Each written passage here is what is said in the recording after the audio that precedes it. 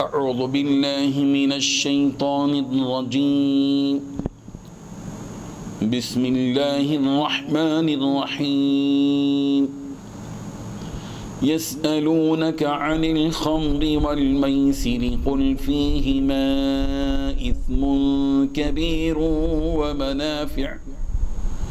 ومنافع للناس وإثمهما أكبر من نفعهما ويسألونك ماذا ينفقون قل العفو كذلك يبين الله لكم الآيات لعلكم تتفكرون في الدنيا والآخرة ويسألونك عن اليتامى قل إصلاح لهم خير وإن تخالطوهم فإخوانكم والله يعلم المفسد من المصلح ولو شاء الله لأعنتكم إن الله عزيز حكيم صدق الله العظيم.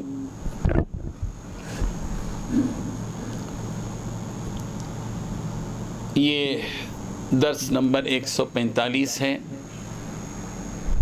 سورہ بقرہ کی 2 آیتوں کی تلاوت کی گئی، آیت نمبر 219 اور آیت نمبر 220. ان 2 آیتوں میں صحابہ کرام کی طرف سے کیے گئے 3 سوالات کے جوابات موجود ہیں. سب سے پہلا سوال جوے اور شراب کے سلسلے میں ہے. دوسرا سوال اللہ کی راہ میں کتنا خرچ کرنا ہے اس سے متعلق ہے. تیسرا سوال یتیموں سے متعلق ہے. یہ 3 قسم کے سوالات اور اس کے جوابات دیے گئے. آیت کے لفظی معنی کی طرف چلتے ہیں کہ یسألونک، کیا پیغمبر لوگ آپ سے سوال کرتے ہیں عن الخمر والمیسر، جوے اور شراب کے بارے میں. کہ قل فیہما، کہہ دیجئے کہ ان دونوں میں، شراب اور جوے میں، اسم کبیر، بڑا گناہ ہے، ومنافع للناس، اور لوگوں کے لیے اس میں تھوڑا بہت فائدہ بھی ہے، واسمہما، اور ان دونوں کا گناہ اکبر من نفعہما، ان دونوں کے نفع سے بڑھ کر ہے. ویسألونک، لوگ آپ سے سوال کرتے ہیں ماذا ینفقون، اللہ کی راہ میں کتنا خرچ کریں. قل، کہہ دیجئے العفو، تمہاری ضرورت سے جو زائد ہو وہ. کذالک، اسی طرح یبین اللہ، اللہ تعالیٰ بیان کرتے ہیں لکم، تمہارے لیے، الآیات، احکامات، لعلکم تتفکرون، تاکہ تم غور و فکر کرو، فی الدنیا والآخرہ، دنیا اور آخرت میں. ویسألونک عن الیتامی، لوگ آپ سے یتیموں کے بارے میں بھی سوال کرتے ہیں. قل، کہہ دیجئے اصلاح لہم خیر، ان کے لیے بھلائی، اصلاح، یہ کا ارادہ رکھنا یہ اچھی چیز ہے. وَإِن تُخَالِطُوهُمْ، اور اگر تم ان کے ساتھ مخالطت رکھو، یعنی مل جل کر ان کے ساتھ رہو، ان کے ساتھ مل جل کر ایک دوسرے کے ساتھ رہو، تو فَإِخْوَانُكُمْ، بس وہ تمہارے بھائی ہیں. وَاللَّهُ يَعْلَمُ الْمُفْسِدَ مِنَ الْمُصْلِحِ، اللہ تبارک و تعالیٰ جانتا ہے کس کی نیت خراب ہے، کس کی نیت اچھی ہے. مصلح کون ہے، مفسد کون ہے، کون کس کی نیت میں بگاڑے اور کس کی نیت میں درستگی ہے، اللہ جانتا ہے.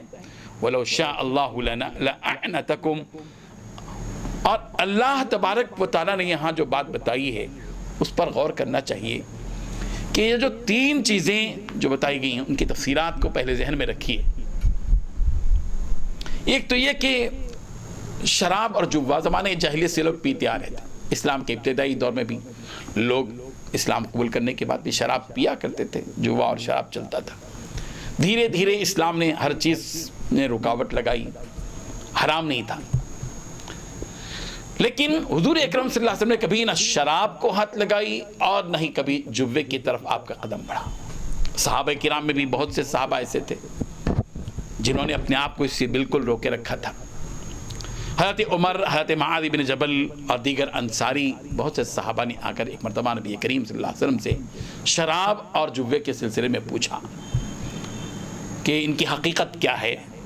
تو پھر جواب دیا گیا. آہستہ آہستہ بعد میں چل کر حرمت کی آیت نازل ہوئی. دھیرے دھیرے شراب کے سلسلے میں نفرت پیدا کی گئی.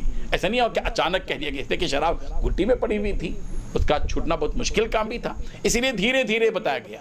یہاں پر ایک اچھے انداز میں اس معاملے کو سلجھایا گیا کہ لوگ آپ سے پوچھتے ہیں پیغمبر شراب اور جوے کے بارے میں، کہہ دیجیے کہ اس میں بڑا جو ہے گناہ ہے، قل فیہما اسم کبیر، اس میں بڑا گناہ ہے، ومنافع للناس، لوگوں کے لیے اس میں کچھ نفع بھی ہے، کچھ نفع کی چیز بھی ہے، لوگوں کے لیے کچھ فائدے بھی اس کے اندر ہیں، لیکن وہ اسمہما اکبر من نفعہما، ان دونوں کا جو گناہ ہے یہ ان کے نفع سے بڑھ کر ہے،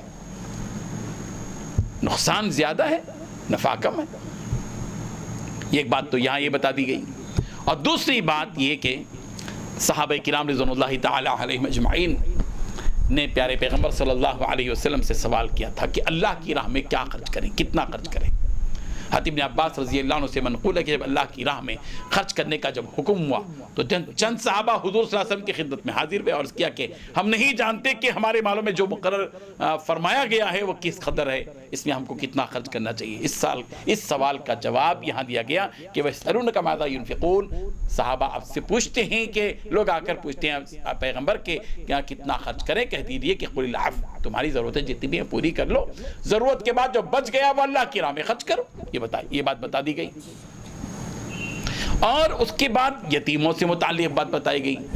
وہ تو یہ تھا کہ یتیموں کے سلسلے میں جو تیسری بات بتائی گئی ہے یہاں، اس کا شأن نزول ہے کہ جب سورہ نساء کی آیات میں یتیموں کے مال کھانے کے سلسلے میں سخت وعید آئی، وَلَا تَأْكُلُوا أَمْوَالَ الْيَتَامَىٰ ظُلْمًا، کہ یتیموں کا مال ظلماً مت کھاؤ، جو لوگ کھا رہے ہیں وہ لوگ اپنے پیٹ میں آگ بھر رہے ہیں. جب یہ آیت نازل ہوئی تو بہت سے ایسے صحابہ تھے جن کی سرپرستی میں یتیم پل رہے تھے، وہ یتیموں کو اپنی کفالت میں لیے ہوئے تھے. تو صحابہ کرام کو ڈر لگ گیا کہ کہیں ایسا نہ ہو کہ ہم یتیموں کو پال رہے ہو اور یتیموں کے مال میں سے کچھ ہمارے پیٹ میں نہ آ جائے. اسی لیے صحابہ کرام اتنے الرٹ ہو گئے، اتنے محتاط ہو گئے کہ اب یتیموں کے لیے الگ پکوان چلنے لگا، الگ پکاتے تھے، ان کے مال میں سے ان کو پکاتے تھے، کہیں ایسا نہ ہو کہ یتیموں کو کچھ مال ہمارے پیٹ میں آ جائے. احتیاط. یہاں تک کہ جب یتیموں کے لیے پکوایا جاتا تھا، یتیم کھا کر جب بچ جاتا تھا وہ سڑ جاتا تھا، مگر یہ نہیں کھاتے تھے، اس احتیاط کی وجہ سے کہ کہیں یتیم کا مال جو ہے ہمارے پیٹ میں نہ چلا جائے. ڈر تھا، تقویٰ تھا. اسی لیے صحابہ کرام نے سرکار دو عالم سے جب اس میں دقت ہونے لگی تو پوچھا کہ پیارے پیغمبر صلی اللہ علیہ وسلم ہم یتیموں کے بارے میں کس قدر احتیاط کریں، کیا بات ہے. وَيَسْأَلُونَكَ عَنِ الْيَتَامَىٰ، کہا گیا، پوچھا جاتا ہے پیغمبر لوگ آپ سے پوچھتے ہیں یتیموں کے بارے میں کہ ان کے ساتھ کیسے رویہ اختیار کرنا چاہیے. قل کہہ دیجیے اصلاح لہم خیر، ان کی بھلائی چاہنا نیک کام ہے، ان کی بھلائی چاہنا نیک کام ہے. تم ان کے ساتھ بھلائی کا ارادہ کرو، بس روح اس کی یہی ہے، بنیادی یہی ہے. ہاں وَإِن تُخَالِطُهُمْ، اگر تم ان کے ساتھ مل جل کر رہتے ہو، ان کا پکوان تمہارا پکوان سب، تو یہ بات یاد رکھو، واللہ یعلم المفسد من المصلح، اللہ تعالیٰ خوب جانتا ہے کہ کون معاملات کو بگاڑنے والا ہے اور کون معاملات کو سنوارنے والا ہے، کس کی نیت اچھی ہے کس کی نیت بری ہے. اللہ کو تقویٰ رکھو، دن میں پرہیزگاری رکھو اور ان کو اپنے ساتھ لے کر چلو. یہ بات بتا دی گئی. بہرحال یہ وہ آیتیں ہیں جن آیات میں یہ بات زور دے کر کہی گئی ہے. ان تینوں عنوانات کے تحت اللہ تبارک و تعالی ہم سب کو شراب سے بچائے، جوے سے بچائے. اللہ تبارک و تعالی اللہ کی راہ میں بکثرت خرچ کرنے والا بنائے اور یتیموں پر ظلم کرنے سے ہم سب کی حفاظت فرمائے. وآخر دعوانا ان الحمدللہ رب العالمین. لا الہ الا اللہ، لا الہ الا اللہ.